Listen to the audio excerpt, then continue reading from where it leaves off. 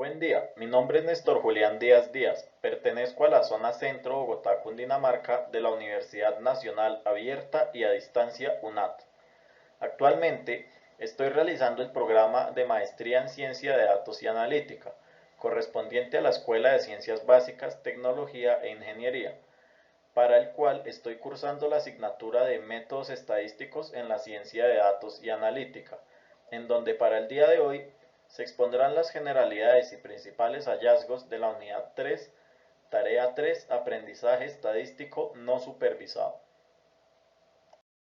El objetivo principal de la actividad es la construcción de modelos de aprendizaje estadístico no supervisado para segmentación de los conjuntos de información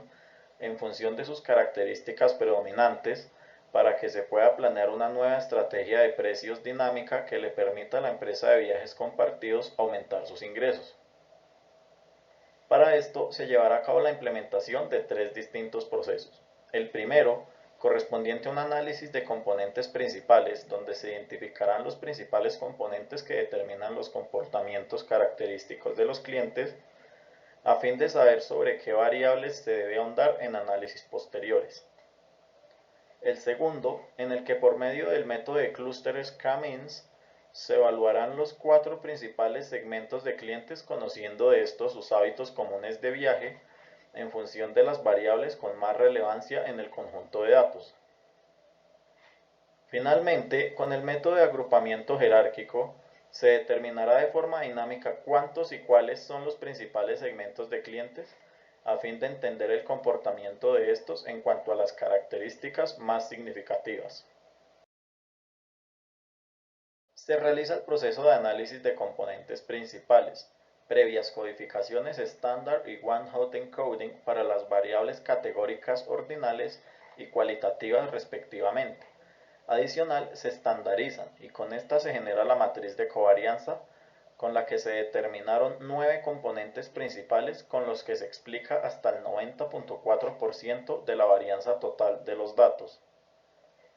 La distribución de varianza de estos componentes alcanza un máximo de 14.98% en el primer componente y de ahí en adelante desciende de manera proporcional, teniendo que el noveno componente retiene apenas el 6.98% de las varianzas. Este último componente podría eliminarse y aún así se lograría explicar más del 80% de la varianza, la cual es la medida estándar en el análisis PCA. Del PCA se tiene que las primeras dos componentes solo se asocian con las variables de manera positiva, lo que ocasiona que estos obtengan más peso en cuanto más se incrementan los valores. Mientras que para los demás componentes, al haber relaciones inversas con algunas variables, al aumentarse el valor de estas, el peso en general del componente sobre el modelo se reduce. Las variables que más carga tienen dentro de la base de datos son la duración del viaje estimado, costo histórico del viaje, cantidad de conductores y cantidad de pasajeros en mayor medida, por lo que estas podrían ser tomadas en consideración para plantear un análisis estadístico más detallado con el cual conocer cómo se relacionan los clientes con estas características. Para el agrupamiento por el método de clústeres K-means, se definieron cuatro segmentos determinados por las características más relevantes del conjunto de datos, teniendo que al evidenciar estos en la distribución de las variables de duración y costo del viaje, se marcan de manera definida e independiente de los otros segmentos. La distribución de estos segmentos es semiproporcional sin tendencias marcadas en cuanto a frecuencias. El clúster con mayor cantidad de datos es el 3, cuya magnitud representa el 30.2% de la población, seguido por el clúster 2 con un 28.7% y finalmente los 1 y 4 con 24.1% y 17% de la población respectivamente. Para estos segmentos, las proporciones correspondientes a cantidad de pasajeros, de conductores, la cantidad de viajes realizados y el promedio de calificación no representan grandes diferencias entre sí, por lo que en estas variables no se da la segmentación, En cambio, en la duración y costo de viaje sí se ven los comportamientos principales de los clientes en función de dichos valores, del siguiente modo. Clusters 1 y 2, o medios.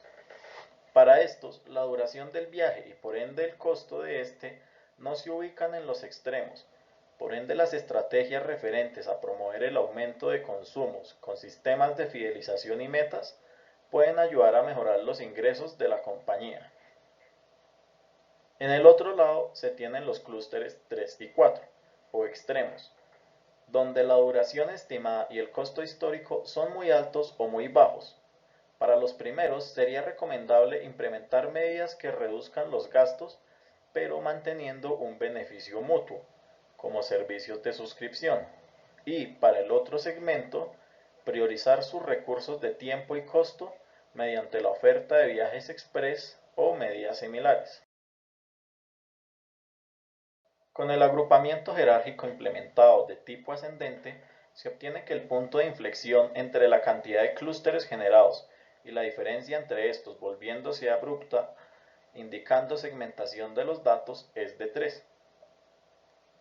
Estos tres segmentos tienen una distribución de frecuencia similar para todos los grupos sin salirse del rango del 30 al 40% de representación del conjunto de datos,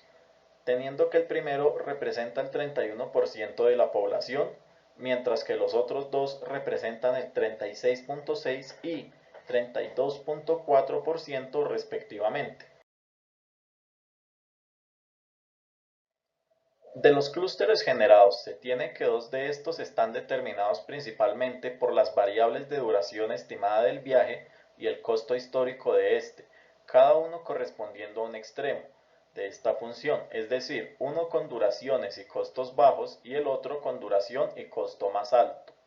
Respecto al otro segmento definido, se tiene que adicional a estas variables, también se le da una importancia predeterminante a la cantidad de conductores y cantidad de pasajeros del viaje. Teniendo esto en cuenta, se pueden diseñar estrategias de precios que continúen tomando como actor principal a la duración de este, pero también añadir como factores de decisión la oferta y demanda de viajes a la hora de realizar uno. Se concluye entonces que con el análisis de componentes principales fue posible conocer por medio de los componentes calculados a aquellas variables que poseen una mayor carga de varianza dentro del dataset, las cuales pueden ser tomadas como punto de partida para análisis de datos por medio de aprendizaje no supervisado de manera más especializada. Respecto al algoritmo de clusters K-medias, se logró definir 4 segmentos de clientes en función de las características más representativas de sus viajes, y asimismo clasificar estos en función de las variables más importantes para determinar el comportamiento de los clientes de forma categorizada. Finalmente, con el agrupamiento jerárquico, se obtuvieron 3 segmentos de clientes de forma dinámica, para quienes se tiene un comportamiento segmentado y fundamentado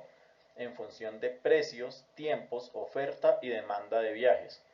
características con las cuales es posible definir una estrategia de precios basada en más de una variable que responda y se acomode a las necesidades de viaje del cliente.